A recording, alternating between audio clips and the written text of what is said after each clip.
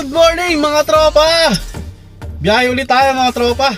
Subukan naman natin ngayon, madaling araw tayo lumabas mga tropa. Para maaga rin naman tayong kumota mga tropa. Subukan natin itong madaling araw. So time check, alas 5 mga tropa. Sana maging maganda ang biyahe natin, no mga tropa. Tara, samahan nyo ako mga tropa.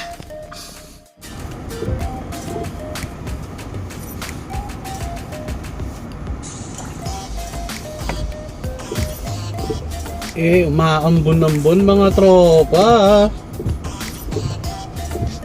Basta tayo sa parking mga tropa. So, balik tayo sa bahay mga tropa. Naiwan ko yung aking mahiwagang pouch. Pambarya mga tropa. Alam mo naman mga pasero minsan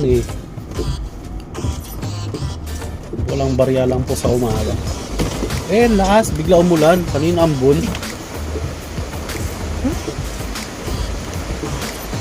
Okay mga tropa, babalitaan ko kayo. So yan mga tropa, pagkatapos ng 36 minutes, tumunog na rin ang mahiwagang trumpet, no? Mga tropa, punta natin first booking mga tropa. Update ko kayo mamaya mga tropa. Mga tropa, Diyos ko po Joy, ba't naman ganon? Binatuhan tayo ni Joy mga tropa. 1.7 kilometers nakasulat. Nung in-accept ko 3 kilometers. Diyos ko po Joy, bakit naman ganon Joy? Di bale, second booking. Sana hindi cancel ni customer, no? Mga tropa, papunta tayo dun. Diyos ko po Joy. Ano ba yan? Yun mga tropa, no? Ang ginawa natin, tinawagan muna natin si pasahero na medyo malayo yung binato sa atin. At yun naman, pumayag naman siya, no? So ganun mga tropa ang gagawin natin. Pagka malayo yung malayo yung bato sa'yo ni Joyride, tawagan mo yung pasahero na malayo. Kung pumayag siya, di good. Pero kung hindi, ipa-cancel nyo sa kanya mga tropa. Huwag ikaw magka-cancel kasi meron lang tayong 3 chance na kumancel sa isang araw. So gamitin natin na maayos. Una, anuin muna natin kay passenger, confirm muna natin mga tropa. Kasi minsan ganun ang nangyayari. Nababatuhan tayo ni Joyride. Nakasulat doon malapit 1.7, pero pagka in-accept mo umaabot ng 3 kilometers, 4 kilometers, ganun. Minsan lang naman, pero karaniwan accurate naman or onti lang yung diferensya mga tropa. So ayun mga tropa, update ko kayo. Yun mga tropa, lakas ng ulan mga tropa. Malakas ang ulan, malakas ang booking mga tropa. Biglang boost sa malakas na ulan. So itong aking fourth passenger mga tropa. Medyo na traffic tayo kanat. Bigla na lang tayong tumigil sa pagkuha ng pasahero dahil walang pumapasok na booking. Pero ngayon, tuloy-tuloy na mga tropa. Namimili na lang tayo ng malalaki mga tropa. Sana walang traffic masyado para tayo ay makauwi ng maaga at makakota. Baliktad pala, at makakota at makauwi ng maaga. So yun, update ko kayo mga tropa. Solid mga tropa, non-stop ang ulan Medyo bumaba na yung ibang parte dito sa Malate mga tropa. Pero passable pa naman. Sana makakota tayo agad bago tuluyang lumakas ng ulan.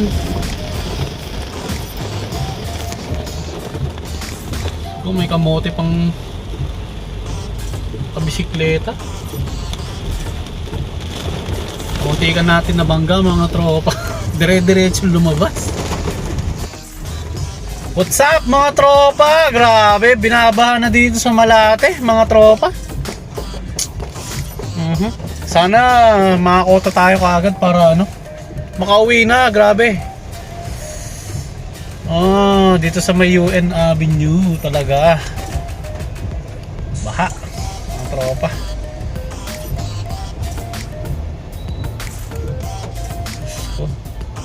Hanggang na siya mga tropa, hanggang tuhod yata to. Saka ano na tayo. Sana kota tayo agad para makauwi bago tumaas ang baha. Dito sa may bandang Quirino Avenue pala, tropa, tumataas ng baha. Diyos ko po, Manila. Balitaan ko kayo mga tropa mamaya. Nakaano pala ako eh, 6 na booking, tapos mababa pala yung iba. Kanina nag-rolling ako, Cubao to Makati kasi wala akong nakuha ng pasahero. Tumigil na siya nung pagkatapos ng rush hour yung bugso ng pasahero.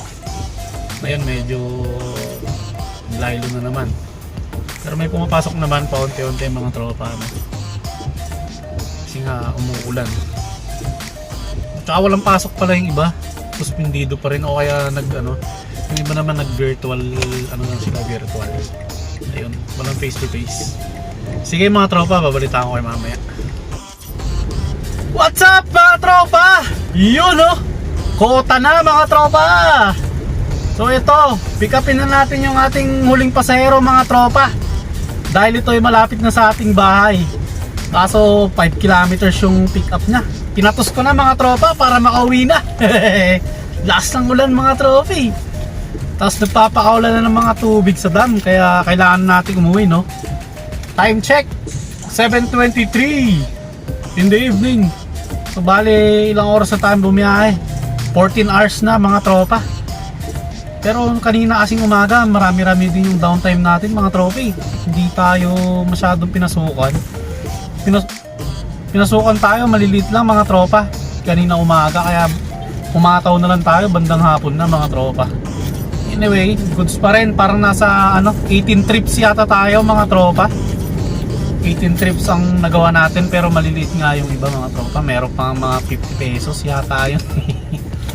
Balita ko kaya mga tropa kung magkano ako, no? Pagkatapos natin mag-crudo mamaya. Dito kaya mga tropa. Yon, what's up mga tropa? Nakauwi rin tayo, nakarating din tayo dito sa ating parking, So, bale, nakaano tayo ngayon mga tropa? 19 trips. Aso marami tayong nakuha na maliitan. Tapos may mga mali akong kanina diskarte. Tumambay ako na matagal doon sa isang lugar, wala naman pala masyadong pasahero doon. Kaya mahaba rin yung downtime natin, nasa 2 oras siguro yung downtime natin kanina. So bale nagumpisa ako na alas 5, tapos ako ng mga 8:30 mga tropa, tapos naggas ako kanina. Bale ang gross nung kinumpute ko 4,132 mga tropa. Tapos yung total natin na gas 1,450.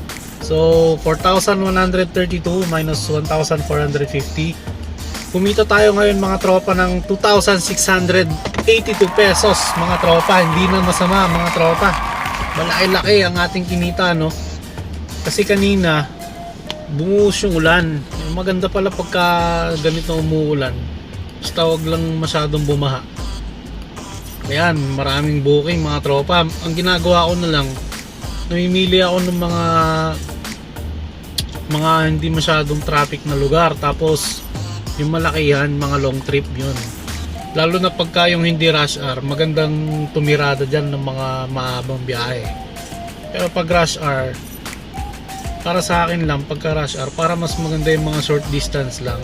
Yung kumbaga, kunyari nasa Makati ka, Makati to BGC o kaya BGC to Makati, ganun, vice versa lang. Huwag kang kukuha ng malayuan. Para sa akin lang naman yun, pansin ko lang kasi at least doon yung lugar na mapupuntahan mo hindi masyadong traffic.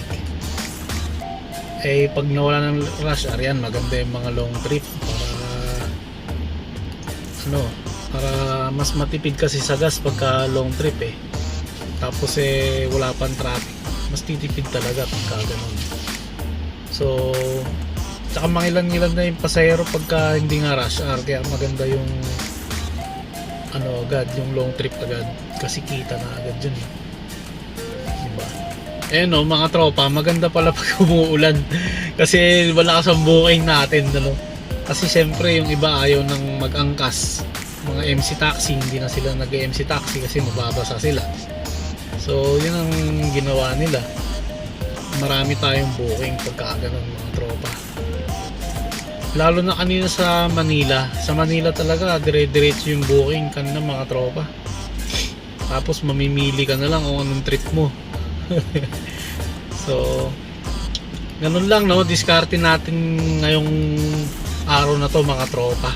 So yan, medyo nasagad tayo sa biyahe. May mga mali lang akong diskarte. Sana siguro kaya pang paabutin ng mga 5,000 ganun siguro na gross kung sakali lang na maganda yung diskarte ko. Kulang pa kasi ako sa diskarte mga tropa, inaaral ko pa eh. So praise God mga tropa na pumita tayo ng ganito, no? So sa susunod, susubukan natin panggabi tayo mga tropa. Kung maganda ba ang biyahe ng panggabi, yan, iba-vlog natin yan mga tropa. So, yun, no, mga tropa. So, salamat sa patuloy na panunod sa akin mga tropa. Naway meron kayong kaunting natutunan sa ating vlog na to. At sana, na-inspire ko rin kayo kahit papaano mga tropa, no, sa ating biyahe vlogs kahit papaano. So kung nagustuhan nyo yung video na to mga tropa, please do like, share, and subscribe mga tropa. Salamat. Peace out. Shalom, shalom.